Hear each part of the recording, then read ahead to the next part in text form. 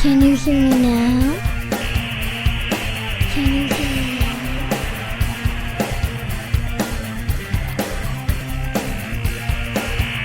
ScreamingBox Technology and Business Rundown. Welcome to the ScreamingBox Technology and Business Rundown podcast. I, Dave Erickson, and Botond are your hosts for this month's exploration of technology and business. For this podcast, we are excited to have Web 3.0 artist Rylee Armond to help us understand how NFTs are fueling the digital art revolution and what are the technology and business opportunities that Web 3.0 offers to creators. Rylee is a multidisciplinary surreal artist with a background in consulting. She has showcased her art at events like NFT NYC and NFT Expoverse LA. She is currently the founder of Omnicake, which is focused on media consulting for blockchain-based projects, creating art-based experiences, and navigating Web 3.0 in the Metaverse. So Rylee, please tell us a little bit more about your art and how you got started in Web 3.0 technologies. Absolutely. So I'm Rylee Armond, a surreal artist and a consultant. And I have been super excited to share how Web3 has changed my life and can definitely change other creators' lives as well. Alrighty. Well, why don't we do this? Maybe you can give a little kind of history lesson or background into yourself. How did you even discover Web 3.0? Do you have any kind of IT background, or is your background more art and you kind of discovered it through trying to make art? Can you give us a little bit of information on that? Definitely. My background is a little unique. I was actually involved in mathematics. That's what I studied. So it's a little bit like what technology is kind of based on, right? And I was definitely curious to see like what the next new thing in technology was. And in 2015, I visited VRCon and was just really amazed that I saw so many people using VR in a way that wasn't just like video games. Like I talked to doctors who were like, we're going to use VR to help people understand how drugs work, and like very visual things that you wouldn't imagine you just being able to like walk into a heart or just go see it. So I kind of had this light bulb moment like, okay, technology and art are definitely going to go together, and I can learn more about like what is the structure of how like blockchain technology is really changing all of this. And for me, the first project that I discovered that was like, wow, I really definitely have to get into this industry, was called CryptoKitties in 2017. And I was able to watch like each CryptoKitty be minted like every 15 minutes as it was coming out. And now there's like over 2 million CryptoKitties today. So it has definitely been exploding in popularity as more people discover like, hey, I can own digital assets and trade them. And it's a lot different than owning digital assets in like a regular video game where you might be able to trade it, but definitely not on like an open market or like, hey, I have this really rare sword, let me trade it to you. Like, yeah, that's definitely one of the challenges that the metaverse is definitely having, is people are gaining assets in the metaverse, and there is inoperability issues between moving an asset from one kind of game platform thing in the metaverse to another, and people are struggling with that. But it seems like with NFTs, at least, that seems to not really be too much of an issue. When you started getting in, you started through VR, but as you started exploring things like CryptoKitty and stuff, that's when you found out about NFTs. Maybe you can go in a little bit about, I mean, what was it like coming from a mathematics background, trying to figure out development stuff such as blockchain and NFT? Was it difficult for you, or what were some of the challenges you faced in that? So I like to say that I was like a very early crypto skeptic. Like I heard of Bitcoin when it was maybe like $7 a Bitcoin, but it was all kind of black market trading. And I'm like, I don't know that I want to just invest in all these Bitcoins. So it took me a really long time to be like, okay, no, this is definitely more. It's a growing whole new industry.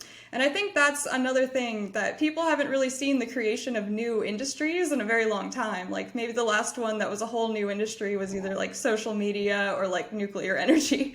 So they're definitely innovative and groundbreaking. So the people who are in Web3 now, like they want to be the ones who are, change makers. Like they want to physically be there and like make their own projects and build their own, code and things. And I really respect that. And I've been, communicating with a lot of different people and a lot of different backgrounds in the space too. So it's not just artists, right? It's not just coders. And I think that's what also makes it very special. The NFT market is interesting in the sense that it's gotten some news recently about some very large prices for quote NFTs. Everyone calls it NFT. It's non-fungible tokens. Can you maybe explain a little bit about how NFTs work, or what's that connection between an NFT and art? Yeah, absolutely. So a non-fungible token just means that it's like indivisible, or, we know who owns it, right? We can't like change who owns it without doing a verified blockchain transaction, basically. I think the first thing anyone thinks about is the art itself. And I would love to defend that art is a utility because, as an artist, but of course, other investors might want more utility than just like an artist statement, perhaps. Mm-hmm. So I think the interesting thing about blockchain technology is once you have an NFT, you can start to add more utility to that over time. Like you can develop a software that says, okay, now anyone who owns my NFT now has access to this software. And that doesn't have to be available like on day one when you mint your NFT, right? So a lot of developers will just keep adding to their community over time. And I think that's how we've seen like Yuga Labs become so popular with the Bored Apes, and why they're so expensive today is because people really believe in the value of the community, the value of like they're developing for that other side, Meta, right, and Yuga Labs, and they believe in the IP, right, behind the product. So. Mm-hmm. That's another thing. You can just instantly buy IP transfers with NFTs, and that was not really very common. Like you couldn't really instantly buy IP rights in just random marketplaces before, I would say, Web3. Interesting. What kind of IP rights are you talking about? Is this like the right to the art, or is this like you can have anything that is IP, such as a patent attached to an NFT? And you can buy the NFT or the patent through the NFT, something like that, or maybe you can explain a little bit of that? Absolutely. So I would just say, as a disclaimer, assume that an NFT does not come with IP rights unless it's explicitly given to you. So there are a few projects that definitely explicitly give you IP rights. CryptoKitties is one of them, although theirs is like a limited IP rights. Like if you make more than 100K a year, you have to start paying them money. But other, founders or other projects don't really have that restriction. Like Yuga Labs, they just give you the IP rights like it's yours. But if you bought an NFT that somebody used the IP rights for, let's say they sold it to Old Navy, which has actually happened, then if you rebuy that NFT on the market, it already has contracts associated with it as well. So if you have like IP rights attached to an NFT, that definitely changes how it is going forward. And then it was like actually very scandalous when the Moonbirds decided they were just going to COO and be like, okay, we're done. Anyone can use anything. So it doesn't necessarily have to be like only holders. Like you can COO and be like, all right, it's creative. You can use it no matter what. You don't have to own it. But the holders in the community did not respond positively to that. So I would say, like, if you're looking at NFT rights as like something you're really interested in investing in, I would say look at those contracts and then have a lawyer look at them as well. For sure. Probably good advice. Yeah. So, but there are a lot of utilities, right? It doesn't have to be just art, of course. Okay. Well, that kind of brings me back a little bit. Everyone seems to have a very different definition of what Web 3.0 is. Yeah. So I'm going to ask our trick question of the podcast.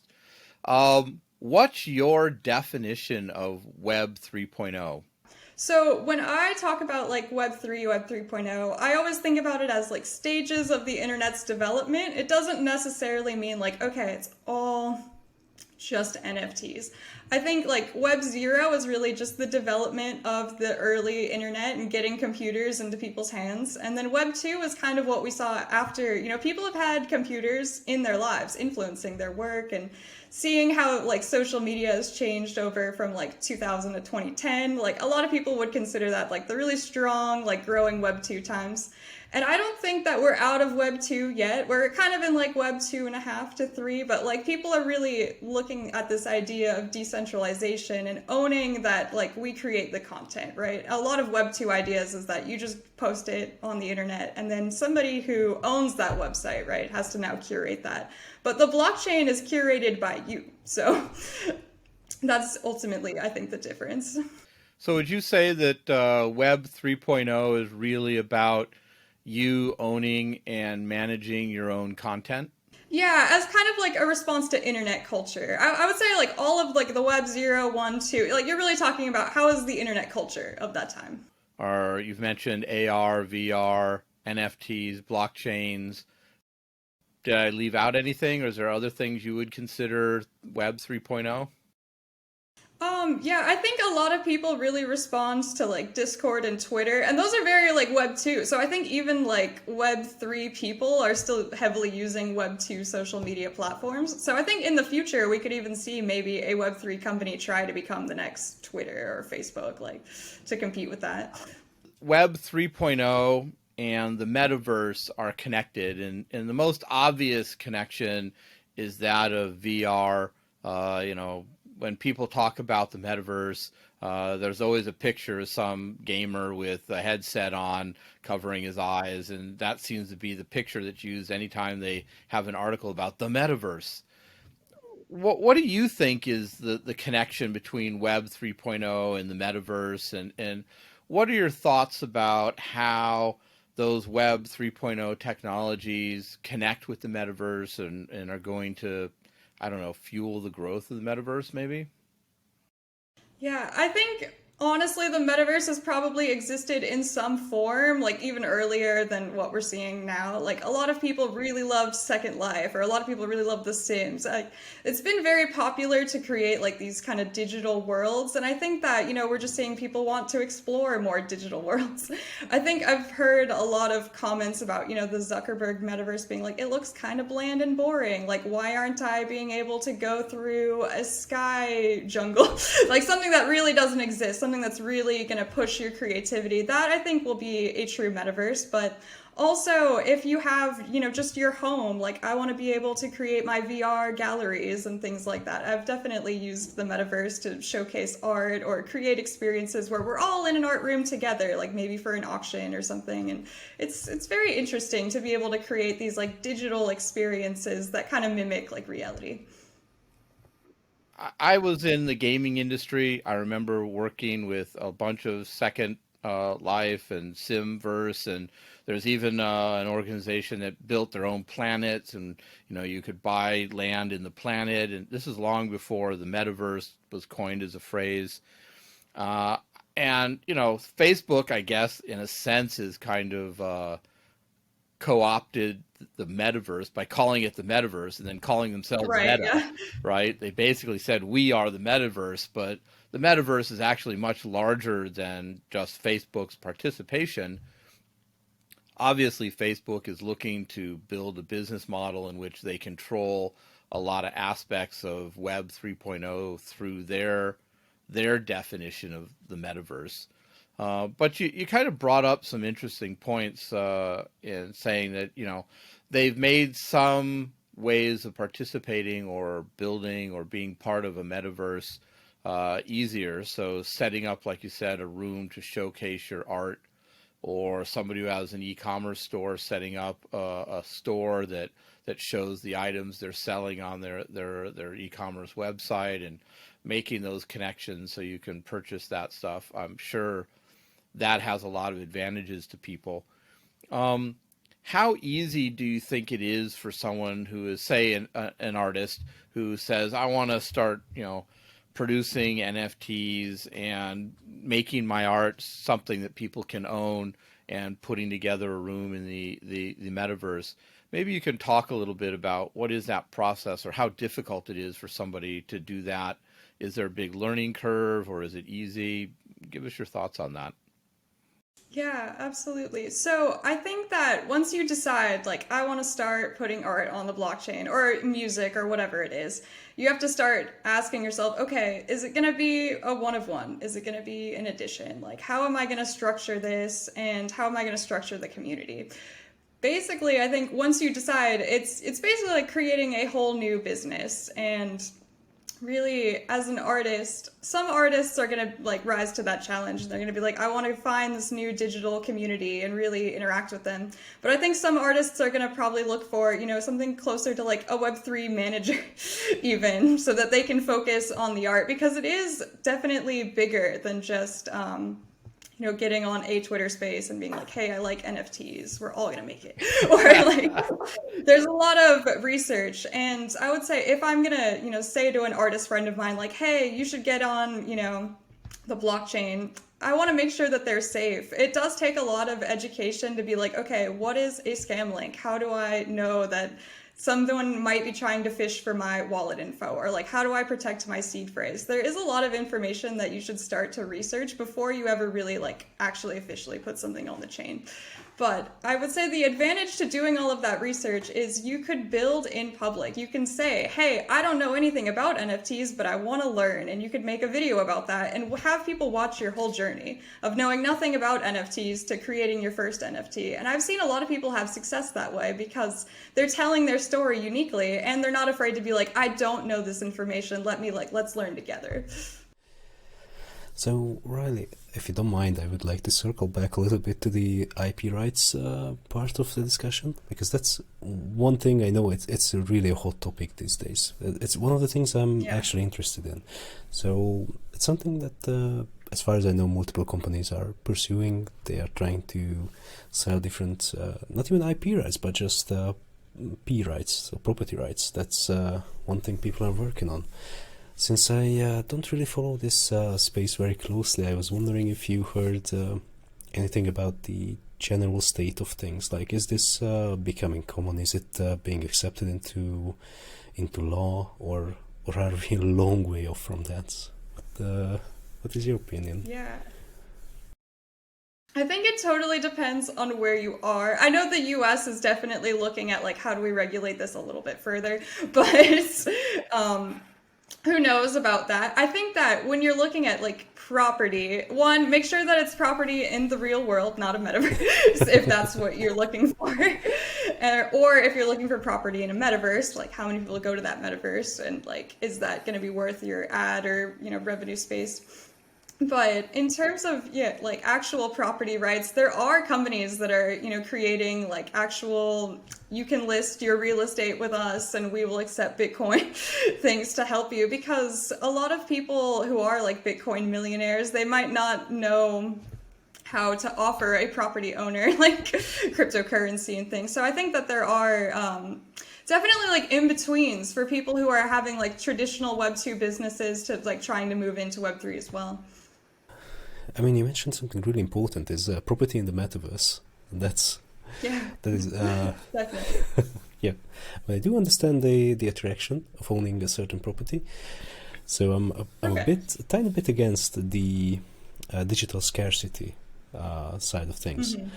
So I know that one of the big things, or the big selling points of NFTs, is that they are indivisible. They are one unit and they cannot be shared. Do you think that there is a future to sharing NFTs, even like a family sharing of some sort? Yeah, definitely. I think fractionalized NFTs are also still being like developed. They have a little bit of issues because usually like you need to store it in like a multi-signature wallet versus like a single signature wallet. That's what I mean. Once you start getting into NFTs, it's like, okay, what kind of wallet do I need to use? There's a lot of coding because basically each NFT is its own computer program. So right. You can put a lot of different utility into it. Speaking of wallets, like what kind of wallets do we need? Because I have a ledger right? That's a... Good, good. Yes. But can I store any NFTs on it? Or...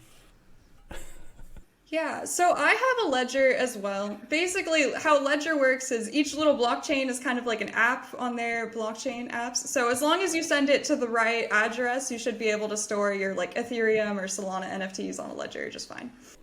Okay, so let's pretend I don't understand this at all, because I don't.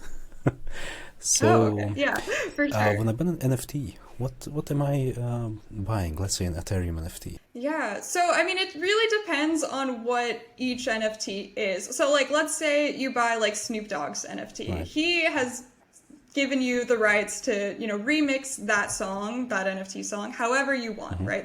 It really depends. Like an independent artist like myself, you're probably just buying the art, the access to the community, or things of that nature. But like if you're buying from, a company that's like, hey, if you give us, if you hold our NFT, we'll let you use our tax software at the end of the year. We'll go through all of your transactions and let you know, like, okay, this is what matches up. So there's a lot of different use cases of why you might actually like want to hold an NFT versus just trading it as well.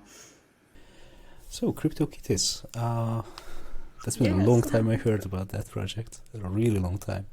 How is it going these days? Is it... I think Dapper Labs is hiring. I don't know if they're going to do something kind of unique and special, but I would love to see them, come back, because some of the older NFT projects, like they're not, as active like the Moon Cats or the CryptoKitties, but I would love to see that like historical NFT resurgence, especially after these like post-merge, pre-merge NFTs. Like that's a new defining factor that just happened. So I think there's a lot of history that keeps happening. What do you think about the Bored Apes NFTs? Yeah, I think that they're very interesting. I don't know why the other side land is so low right now. I mean, it's a bear market, obviously, and there isn't an other side for us to go hang out in, but I think that it will definitely have a strong candidacy to becoming like some people's first metaverse for sure. And I know a lot of people were upset at the like Eminem Snoop Dogg performance that was like the Bored Ape performance, but I thought it looked like a Yuga Labs commercial. Like it looked very on brand with what they showed the trailer to be. So I think that they worked pretty closely with them, honestly. I never even heard about that. So was there a concert only for the NFT holders? Is that... No, it was at the VMAs, actually. Oh. So I think that they're trying to do a lot of experiences with NFTs to people who are not familiar at all. So they were at like the New York Fashion Week to give away like Rove NFTs, and the VMAs had an NFT performance now. So you'll start seeing it around, like definitely. Oh, nice. Speaking of digital artists, so I do remember that deadmau5 released an NFT, and one of the draws of that NFT is supposedly in the Metaverse, when it exists, wherever it exists, we're gonna get a custom specialized deadmau5 head.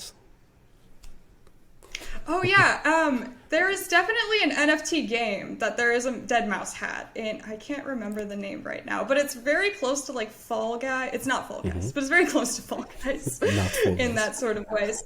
Not Fall Guys. Kind of similar gameplay though. Right. I think it's Lol Beans something. I don't know. I'm so sorry, but yeah, there's a lot of different collaborations that are happening within like really big names that are trying to enter the space as well. Like, Tiffany's just did a CryptoPunks collaboration to create like custom necklaces for each punk. I think it's very interesting to see how brands are entering the space in a very conscious way. Like, Playboy actually had a very interesting insight into the metaverse. They first started with like their own original like older photographs, and they're like, hey, these are historical Playboy photographs, and then they created like a more traditional PFP project. So they're kind of doing both, which is interesting. Oh, that's cool. I do remember someone saw their first tweet as an NFT. Yeah, no, and then they tried to sell it again, and it didn't work out at all. Like, One of the funniest stories I ever heard about NFTs is, I don't remember who, but someone in Hollywood, right, bought something like 20 Bored Apes. And he was like, yeah, I'm going to make a series with these 20 Bored Apes. It's going to be an animated series. And then some phishing scam actually stole all of those from him. And he tried to buy them back. So I was wondering if, one of the things we know about Bitcoin, and one of the reasons that not only people, but the authorities love Bitcoin, is that it's fully traceable. Even though we have these Bitcoin laundering things, it's only a matter of time until every transaction is traced back to its original owner. And that is something I was wondering about. So there's obviously maybe not property theft, but theft in general. So if that happens, I wonder if we have any controls in place so that someone can effectively refund the purchase. I'll be completely honest, I'm totally in the dark about this. I have no idea how these open markets work. But is that a thing? Should that be a thing? As it stands right now, like, I agree with you, it should be a thing, but the only NFTs that I've heard of, like, having a full refund, like, if you want, are the NFTs that you buy with credit cards, which basically set up a wallet for you. If you buy an NFT with a credit card, like, they create your own wallet, so you don't really have to worry about that. You can usually, like, transfer the NFT out of that wallet as well, but if they are guaranteeing it, like, just how blockchain technology works, like, usually you can't, like, reverse the transaction like that if the block is verified. Oh yeah, there's no way of reversing any transactions. I mean, if there were, it would not be traceable. That would be the biggest security hole. I wish there were, but yeah, I agree with you. There, I think, are a lot of people that are going to be, you know, hunted down from their transactions for sure. Traditionally, we buy Bitcoin and Ethereum from miners, right? And we buy NFTs from minters. Can you explain to a former miner what minting is? Yeah, so as a miner, minting is like another transaction on the blockchain. So you could look at transactions on the blockchain in any way, right? It could just be a transfer from wallet to wallet, but minting would just show up as like another one of those. So I think if you were a miner and all NFTs went away, like you would still get all your mining profits, just the transactions of the blocks would probably be less, right? Because nobody's minting or buying NFTs. And that's also why gas prices spiked so high last year, is because people really wanted NFTs, but Ethereum blockchain couldn't handle it. Well, now there's going to be a glut of graphic cards on the market because I guess Ethereum merged or did something in which it's no longer profitable to mine Ethereum. What exactly was that? Do you understand what happened and why that's an issue, or? So yeah, Ethereum merged from like a proof of work to a proof of stake. Basically, like Ethereum costed a ton of energy to do anything, and they really wanted to lower that because a lot of their new competitors like Polygon and Solana were like saying, hey, we're a lot more carbon friendly than Ethereum is, right? And they're trying to like gain that market share, but the Ethereum merge actually went very well, like for what it is, to just be so seamless. Like it took a long time, but it went very well. Does that mean that basically crypto mining is kind of run its course and is no longer very profitable? Not necessarily. Proof of stake works differently than like, rather than you get paid because you worked or you validated the block, you get paid because you staked the NFT. So like, or not the NFT, the Ethereum. You need 32 Ethereum to stake. It's a lot. Okay. So a lot of people kind of pool to stake with people so that they can access that. 32, yeah. And Solana, you need like $72,000 a year in like Solana or something like that to stake. It costs a lot of money to run a stake, but it can be very profitable, especially for like larger projects. Like, yeah, so they've there we have it. You know, mining has DeFi is very maddening. Honestly, it gets bigger every day. I mean, we used to be able to buy a couple of graphics cards for a couple thousand, and now to get into the game, we need 32 Ethereum, which is multiple tens of thousands. Well, if you had a graphics card, yeah, like just stake the Ethereum, you need 32. But if you were like, let's say you had less than 32, I would just stake it in a pool, like with other people to get that 32 for sure. So part of the minting process will be, you know, finding a pool and being part of it, I guess. Minting, you know, we talked a little bit about minting for mining, but as an artist, if you were going to put up an NFT, of some of your art or create an NFT, do you need to go through the minting process? Yes, yeah. And OpenSea allows you to like lazy mint, which means that you mint it, but it's not really there until the buyer actually mints the transaction. So it costs a little bit more for the buyer to do that if you do like a lazy minting process as the creator, but you could definitely pay those transaction fees as the creator if you wanted to. just out of curiosity, what does it cost someone to mint an NFT? Is it like, hundreds of dollars, $10, thousands of dollars? Yeah, it's going to depend on when you want to mint the NFT because of how it works with like the popularity basically. So if you say, I want to mint this NFT the fastest and you just do it, like it'll be in a higher GUI. That's what we call like the gas unit basically. Or if you're like, I'm okay with it minting slower, just get the transaction done whenever Ethereum can handle it, then it'll like cost you less. And we saw people spending like hundreds of dollars when it was really, really, really popular, very expensive pre-merge. So they couldn't really handle the proof of stake as well. And then like I would say now if I went to go mint an NFT and it's not really that crazy, it would probably be under like $10 for sure. I got started as an artist with maybe $20. I think it's definitely possible. So Maybe you can talk a little bit about that. Let's focus kind of on the art thing. You were a mathematician. You didn't really indicate you were an artist. Did becoming an artist what was that like transition or journey like? Why art? Or was that just something that naturally happened? Or you said to yourself, this is applicable to art. Let me see what kind of art I can create. yeah. So I've always been an artist as a child, but very discouraged from entering art, like a lot of people. So they just told me, like, do art classes for, like, therapy or fun and things like that. So I ended up being able to try a lot of different mediums because I wasn't like, okay, I have to be perfect at this. So I've done ceramics and painting and, metal work and a lot of really cool experiences. So I think that when I decided, okay, I'm going to start doing art on the blockchain, I did have a hard time deciding, okay, what's going to be my first medium or how am I going to get out there? And I decided it was photography. And then I've done different projects since I started, but yeah, like doing painting and things like that. It's always been very natural to me. I just never wanted to put it in a museum, like until now. And in putting your art on an NFT, what was your goal when you did that? Why were you making your art in NFT? Was there a specific reason, or you were using it to kind of learn the technology, or what?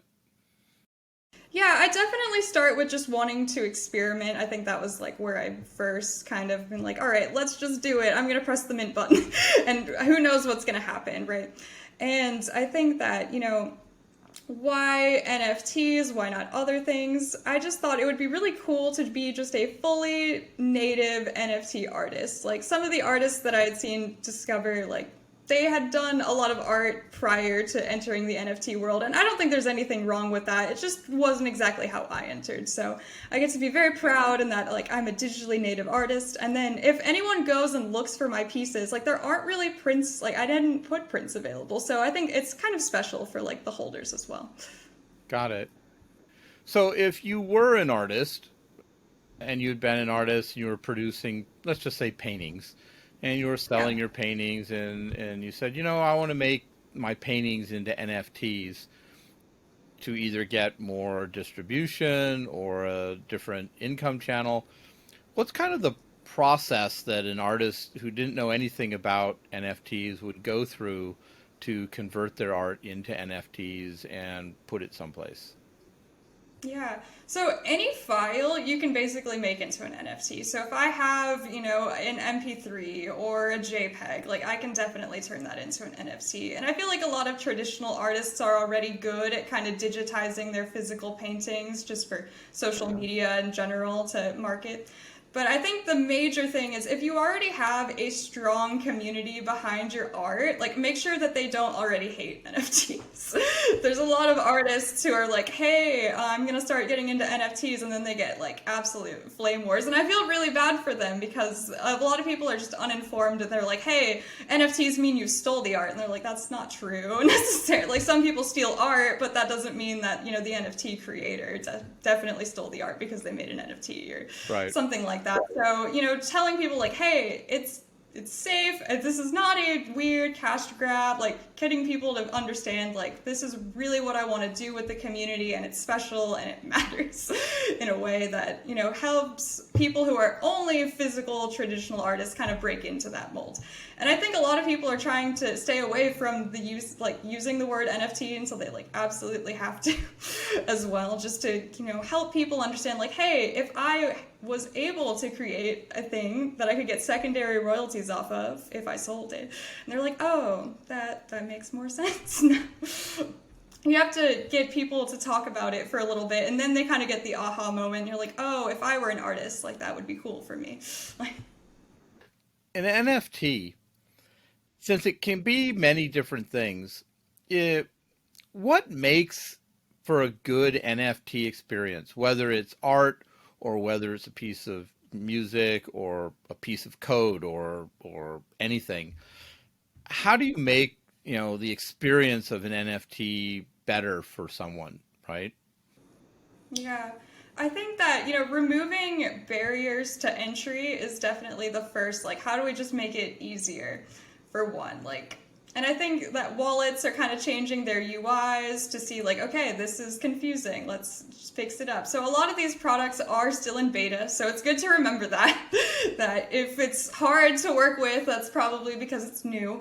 And a lot of these, you know, are harder to work with, but they're being worked on. So when I joined NFTs in like 2017, the space looked radically different than it is now, basically. Like now you can go on OpenSea, you can have your first NFT in like 5 minutes with a credit card. But when I first started, like you definitely had to have Ethereum, and I didn't know how to make a wallet. And then it keeps adding on to more things that you're like, okay, I have to understand this to be, you know, safe, to hold this investment. Because a lot of people do think of it as an investment. So if you're not treating it like how they would treat it in their heart, right, you can see why that would be like a bad experience, and then you get flame warred on social media and things like that. But, you know, user expectations are definitely going to be different from project to project, right?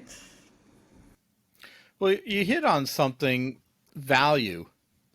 How do people value NFTs? Like how, you know, I'm going to become a billionaire. I'm going to take one of my daughter's kindergarten drawings and make an NFT out of it and sell it for millions of dollars.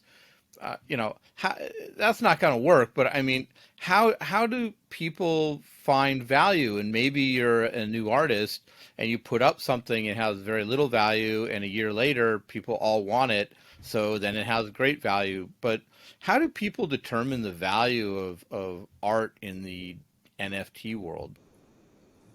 Yeah, so personally, I like to encourage everyone to make their own, like, okay, what do I want to invest in, kind of internal conversations, because everyone's going to look at, like, what they want to invest in differently. Like, if you're really interested in energy, then you might consider more projects that are going to be like, hey, we're going to create validators if you own our NFT, or mining things, or if you really are into like community and you want to, you know, find a community, like you might think about, okay, just buy a Bored Ape. Like their community is very strong. Or even if you couldn't afford that price point, buy like a Mutant Ape, because that has, you know, included their community to be a larger span. So if you don't want like community or technology, then it's probably going to be like a pure art investment. And the art world is very odd. Like it doesn't really follow the traditional investment market, but Sotheby's and, you know, these other, you know, famous art auction houses are looking into NFTs. So if you were like an art investor, I would say look into what they are looking into as well. And they actually sold a CryptoKitty in one of their last auctions. So I think that, you know, understanding like why a project might be considered like art, because that doesn't even look like fine art compared to what like Sotheby's typically sells. So I think it's, really understanding, like, is this a historical project? Do people really like love the creator? Is it just a meme project like the Nyan Cat? Or like things of that. So it can definitely vary a lot, but that's what makes the space really unique and I think hard to explain to people as well, because it's saying like, oh, you can invest in oil and gas and education, but it's all in one little category and it doesn't seem to fit well into people's brains yet. You mentioned something a little while ago about scams and tricks Yeah. and different types of like wallets you got to figure out. What are some of the things that people need to be aware of concerning NFTs, and what type of scams or tricks are people trying to do? If you were to give someone who doesn't know much about NFTs some advice on what to be aware of, what would those be? Yeah, I would say definitely make multiple wallets. One to just be like, I'm just gonna put, like a savings account or something like that. And then one to interact with contracts that you may or may not know if they're malicious, just so that you can, safeguard some of your funds. Like if you're minting an NFT, you definitely don't want all of your super expensive NFTs and funds in the same wallet, right? That could make it be a lot more vulnerable. And if people are DMing you or like things on Discord or Twitter about like, hey, join my project, like it's probably a scam. I'll just say that. I love NFT creators as well, and I don't think that all of us are scammers, but I think you should be able to really connect with a person and it's not like a copy and paste message, or, you should really look at their website, like really see what they're saying. Does it seem like somebody made this in like 5 minutes, or are they really, active in the community? And I think that, doxing can help. Like, I'm doxed, you can call me Rylee, that's fine. But it doesn't necessarily mean that a person is like 100% safe if they are doxed. What does doxed mean? I've never heard that. Oh, it just means that like you're not anonymous, right? Hmm. So you actually use a name and you've been out there and okay. Got, well, Yeah. I would assume as someone who's trying to pursue an art career, you want to have a pretty valid, name and recognition, because you may be selling your art in other places, and so you'd want to have that. Yeah, and I think, for me, like, I don't mind at all. I'm definitely willing to talk to a reporter and be like, hi, I'm Rylee. But, I'm not everybody, so, and some people want to be anonymous, and that's okay too. You can be anonymous and not be a scammer in the space, but you just need to be aware that, like, you have to show up. Like, you have to add value, right, to your community, especially if you're anonymous, to gain that trust, right? One of my favorite food groups is cake. Oh, yes. So tell me a little bit about Omnicake, and what is it, and what is it that you do with Omnicake? Yeah, so Omnicake is, the name is sort of like a play on like words basically of like have your cake and eat it too, and having it be everywhere. So it's really a visual company. It's about like the visual arts and visual experiences for sure. So we work with other, projects or events to, help them, have educated, fun NFT times, definitely. So we were at NFT Expoverse LA, just showcasing my physical art. That was like the last event that we did. We might be in Vegas soon, but yeah. Can you kind of tell me a little bit about the type of consulting that Omnicakes would be doing, or who would you be normally working with Omnicakes? Yeah, so I did work with a company called Play Runiverse, which is like a play to earn game on Solana for a while, just doing their, community summer fun events and things like that. But I'm also willing to help people out with like their white papers or reach out to journalists, because my project isn't necessarily every aspect of the NFT space, right? But I can definitely help people with media and helping make sense of the technology. I was wondering if there was a place or there was a way to trade exclusively 4K pictures. So I could hang my TV on the wall and display all my 4K NFTs. Because all the NFTs I see are like 200 by 400 or something ridiculous like that. So what do you think, Rylee? Is this a thing, or would you like it to be a thing? I would definitely love it to be a thing. Usually when you mint an NFT, there are like two pictures. There's like the preview picture, which is a smaller version of the image, and then like the full-size image. And the full-size image should be like all quality, or if they don't give it to you as the NFT, they should give you a link to the like very high quality image as like a downloadable or an unlockable or something like that. But I think that's another reason that, NFT marketplaces do have room to innovate, right? We should be able to be like, I only want 4K NFTs. Right. That's all I care about, right? Exactly. Yeah, it would be awesome. I believe I did saw some event remotely in LA, which had all of these TVs on the wall, right? Like 10, 20 TVs, and they all showed gorgeous art.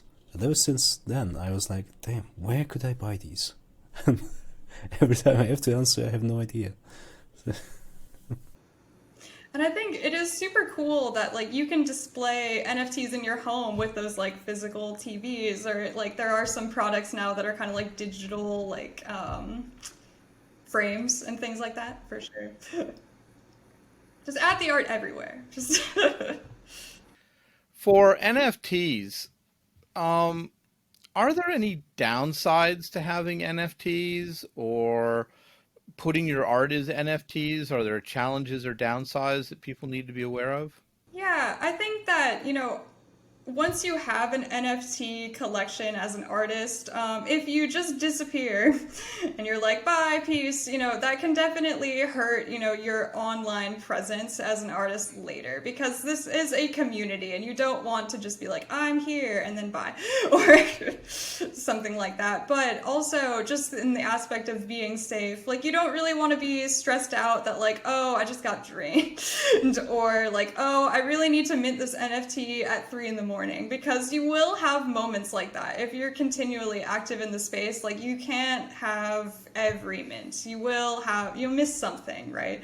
So avoiding that like FOMO, or, just having like a really strong like mental health day can be really good as well, because maybe, your auction doesn't go as well as you thought it was as an artist, or maybe your floor price dips a little bit because, Ethereum dipped a little bit or something like that. So there's a lot that can go on from like the day-to-day as well that causes stress and can definitely be pursued as like a negative of joining NFTs. But I think that the positives can definitely outweigh that negative. Yeah, I see that with like influencer marketing. A lot of influencers who are producing social media daily or weekly, after 2 or 3 years, they really are worn out. It's really hard to be a creator who's creating constantly all the time, and to be one of these people who are very popular in a digital community. They have to be on it every day, basically. I mean, it's hard enough work just doing a podcast once a month. I would hate to be some YouTube influencer who's having to produce a video a day, Yeah. right? And it seems like for the NFT marketplace, that community, or that having an active content flow through social media and other places that NFTs are communicated, or communities, right? You have to put in work, very consistent work, to add value to your NFT. Is that correct?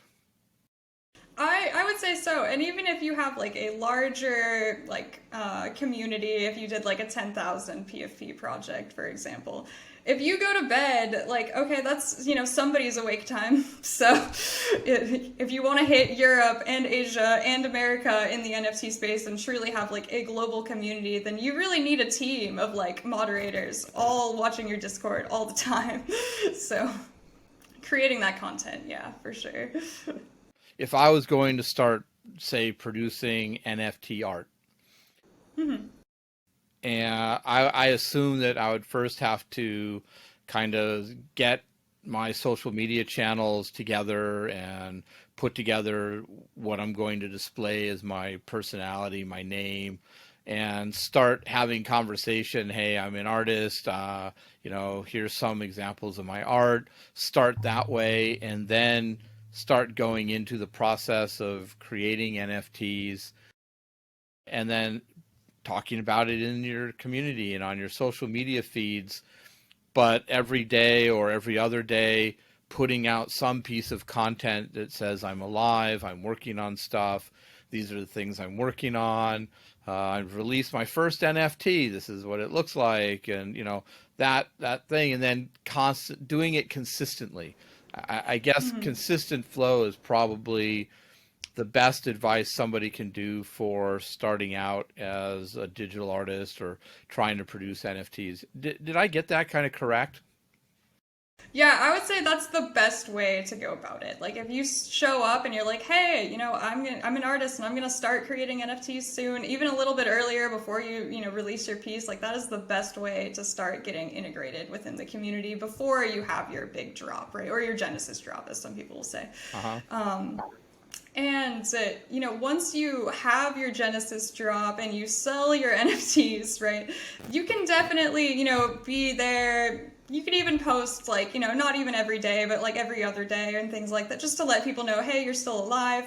And you don't even have to mint, every piece of artwork that you make. If you just want to share a piece of artwork on your timeline and be like, hey, I just created this, like it doesn't have to be that it's for sale, right? So I think that, just showing up as an artist can be helpful even if you don't like mint it as an NFT, right? Because the community is still going to be like, hey, they're there, they're creating stuff, like they remember us. What's the process for selling an NFT and how difficult is it? Yeah. So if you never list your NFT, then the only thing that you will get is like if somebody gives you an offer, and then you would have to actually accept that offer and then like pay the gas transaction for that. But if you list the NFT, then it's for sale, right? And anybody could be like, I want that, pay the gas, and then just own it, basically. So it's really about the transactions, right? Like, am I listing it, or is it just kind of in my wallet and somebody's going to see it and then make an offer? So are there different listing platforms, or is listing it just part of the NFT? Or maybe talk a little bit about what listing is. Yeah, so there are aggregator sites that kind of look if an NFT is listed anywhere for some of these marketplaces to just put them all in, one box. But if I go to OpenSea, like I can just list it on OpenSea, right? Or there are other ones like Rarible and other marketplaces as well, but really it's just about finding an NFT marketplace, and a lot of them have their own, unique little vibe as well. Like Foundation used to be just like very heavily like one-of-one serious artists. So if I wanted to be like a one-of-one serious artist there, I would go mint on Foundation, right? But so kind of seeing like a little bit of like what is the vibe of the NFT marketplace as well, that can kind of be helpful to being like picking your first marketplace to mint an NFT at. Got it. So there's actually research you have to do to figure out what are the marketplaces, and then look at each marketplace and figure out, does this fit what you like to do or what you're trying to do, correct? Yeah, I mean, you could definitely start with OpenSea, kind of the one that everybody knows and stuff, but just know that it's like Amazon. Nobody's going to really see your NFT unless like they're searching for it, right? Because it's so big. If I just made an NFT, minted it, and just stuck it up on any listing place, it would, the odds of somebody saying, oh, wow, I want that, I'm going to buy for $5,000 or whatever, is pretty low, right? Right, yeah. Or let's say if you wanted to create your own like minting website, like you might need to hire a developer or use like one of those like launch my NFT websites that'll kind of like do some of the process for you in exchange for maybe some of your royalties or an actual like payment upfront, right, to help you with the software. So I think it depends like, okay, how much time do I have to learn it? And then what's the experience that I want to offer? Is it going to be like a PFP collection where there's a lot of them, or is it going to be like one of ones and maybe there's like it's $5,000 but I don't care if it doesn't sell right away, or things like that. Got it. So if you were not a developer and you wanted to kind of become a developer who could do their own blockchain and NFT work, and besides some basic Web 2.0 technologies, what would be the things that you would have to learn? What kind of development tools or languages would you need to learn Yeah, I know Ethereum is very heavy on Java and Solidity, which I think is also a very useful language just to learn Java if you can. So, Okay. yeah, and then I would look at a lot of different like GitHubs that are kind of open source and just see like, okay, what are the open source projects people are working on? Because you want to see how other people are, structuring their smart contract and then see how, your smart contract might benefit from that. I definitely am an advocate of learning from other people's code as well. Okay. So you want to try to find some open GitHubs and smart contracts so you can look at those, look at the coding, and learn from that. And then obviously you want to experiment by trying to make your own coding and your own smart contracts. Yeah, and you start all on the DevNet, so it's free, but yeah. What are most smart contract coded in? Java? I think Solidity. Yeah. Solidity? Okay. Got it. Well, Rylee, thank you so much for helping us understand NFTs and Web 3.0 and the connection between them and art. Next month, we will have another ScreamingBox Technology and Business Rundown podcast. Please join us then. Rylee, is there any information you'd like if people want to connect with you or contact you or look you up? Yeah, absolutely. I am Rylee Armond on all of my social medias like Twitter, TikTok, or if you want to learn anything more about NFTs. But thank you so much for having me on. I really appreciated it, and this has been a great conversation. Oh, thank you. Thank you very much for taking this journey with us. Join us for our next exciting exploration of technology and business in the first week of every month. Please help us by subscribing, liking, and following us on whichever platform you're listening to or watching us on. We hope you enjoyed this podcast, and please let us know any subjects or topics you would like us to discuss in our next podcast by leaving a message for us in the comment sections or sending us a Twitter DM. Till next month, please stay happy and healthy.